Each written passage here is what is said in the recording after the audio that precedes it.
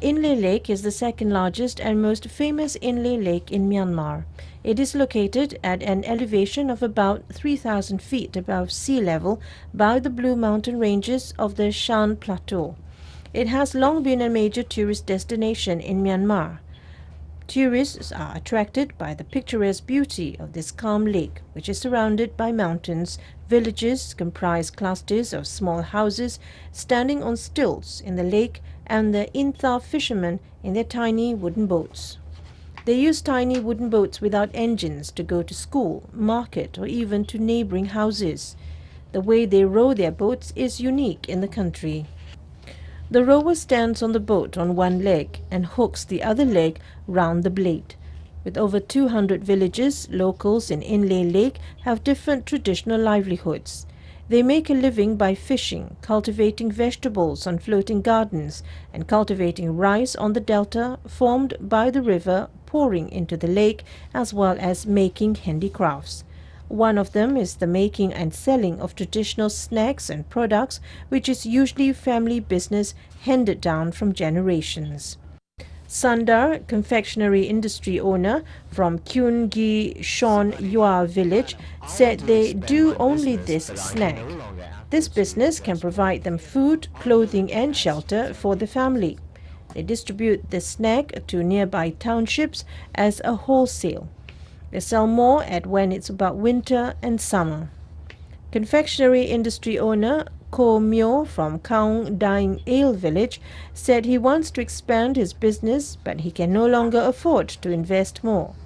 The village has 70 houses and about 20 homes do a business like this. Some do farming.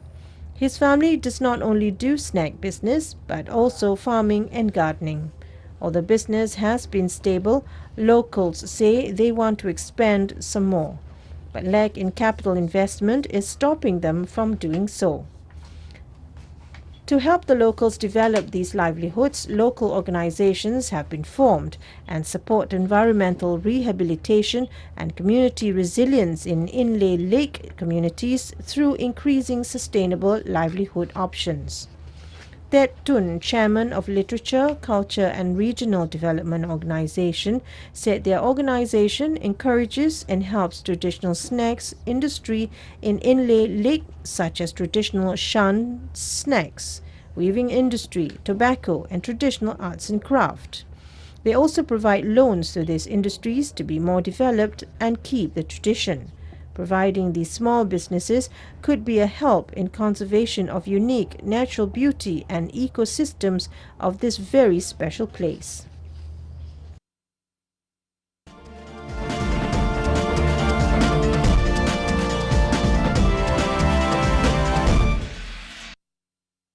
Songkhla province turns a busy street to be the province's longest vegetarian J Street in light of the Chinese Vegetarian Festival.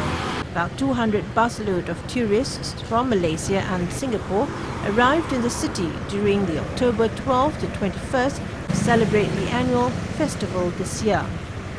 Hat Yai municipality closed off 1 kilometer of the Suparsan Rangsan street for the 10-day festival, which is one of the city's biggest annual cultural events that draw tens of thousands of visitors. Food shops, stalls and local restaurants in the area sell only vegetarian foods during the period. Many Chinese temples in the province are usually crowded with Chinese pilgrims. Many of them come from Malaysia and Singapore, who visit the temple to worship the deities inside as part of the mind-cleansing practice during the vegetarian festival.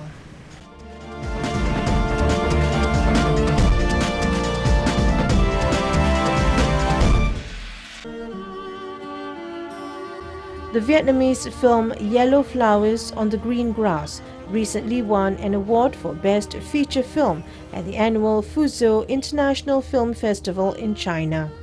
This is a vivid example of the new approach taken in film production and marks a step forward in international recognition for Vietnam's movie-making efforts.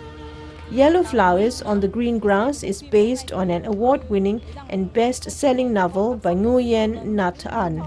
Set in the middle 1980s in a poor village in central Vietnam, The film is a nostalgic story of two young brothers who share everything but also compete with each other while vying for the attention of a young girl.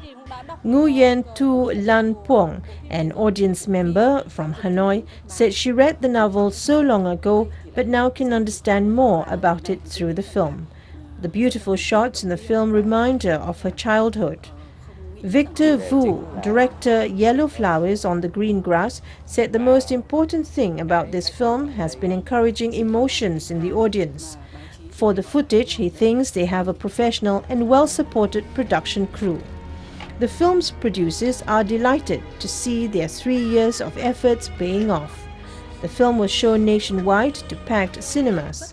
Dr. Ngo Puang Lan, Director, Department of Cinema, Ministry of Culture, Sports and Tourism, said they highly appreciate films like this. It shows that every film can be a blockbuster. They don't need to only make comedy, action or horror films, but can also make films that are adult in theme or have sophisticated content, such as historical and documentary films, which honor the country and late President Ho Chi Minh. After being screened in theaters, the film will also be broadcast on cable TV so that it can reach the audiences nationwide. Combining both artistic and commercial values, the film has changed people's prejudices about state-funded films, which has been for a long time considered a waste of money.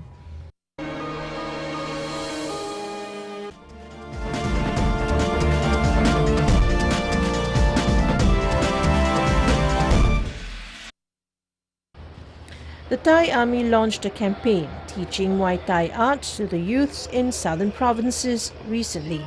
They invited Boa Kor and physical trainers in the south to teach the youths the art of Thai boxing. Boa Kor Ban Chamek is a popular Muay Thai kickboxer, teaches the art of Thai boxing. About 200 youths attended the campaign aimed at fostering partnership, creating love and harmony in the region, and making the youths know more about Muay Thai skills.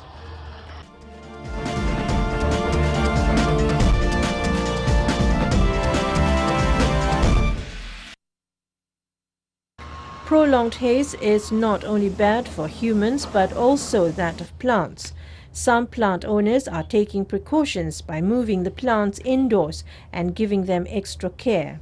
They provide us shade all year round, but there's little to shade these trees from the effects of haze. Because of the haze, we have much less solar radiation coming in. We have much less photosynthetically active radiation coming in as well. So it affects the growth of plants and other ecosystem parts. Just a few days is not too critical. But if we remember back, if we can, to the long and severe haze period in 1997-1998, when we had haze for many weeks, the vegetation, some of the leaves, some of the trees started to turn brown. So if the haze persists for long enough, it can have an impact. There are about 2 million trees in Singapore, and many of them are large, sturdy and low maintenance. That's why experts say while the haze has potential to affect the growth plants and trees, most of the greenery in Singapore can withstand short spells of haze. But there are vulnerable species such as potted plants. Some nurseries in Singapore say that their flowers are drying up faster. One of their solutions is to move them into air-conditioned rooms. The particles in the air actually cause damage to the more sensitive flowers because the particles in the air actually absorbs moisture from the petals of the flower, causing them to look very dehydrated. At this nursery, these orchids get extra care during this period. Workers will provide more water to some of the more vulnerable species.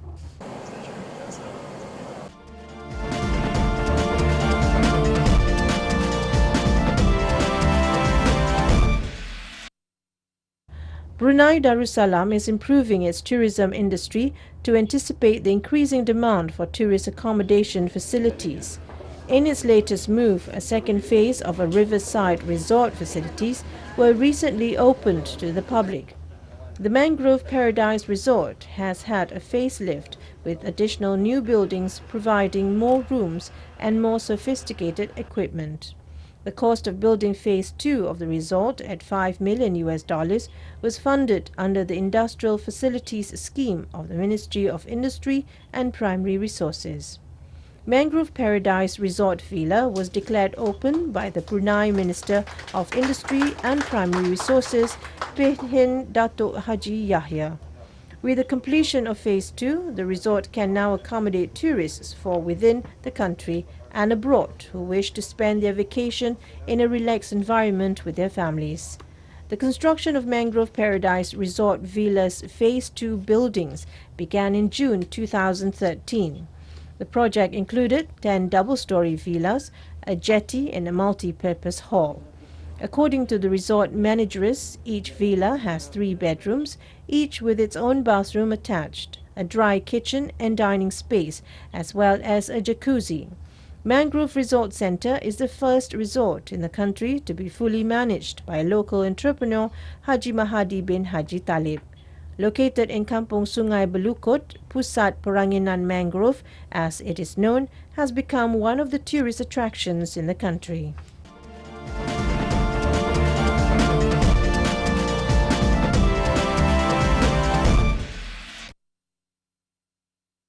Thailand plans to use space technology in protecting marine resources and coastal protection in a program aimed at tackling rapid coastal erosion.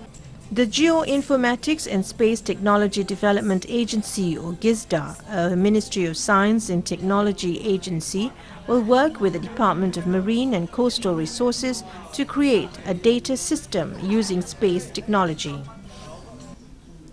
Implementation of the system is designed to solve coastal erosion in the first phase before developing for conserving marine and coastal resources. Director of the Department of Marine and Coastal Resources, Cholatit Suraswadi, said the new system would be capable of handling various problems from oil spill to garbage. GISDA has developed coastal radar-based weather monitoring station to track storms, tidal waves and other potential sea disasters. The agency is also capable of monitoring waves and water currents and information to prevent natural disasters. Information to be provided includes wave height and current speed. Real-time video will be available.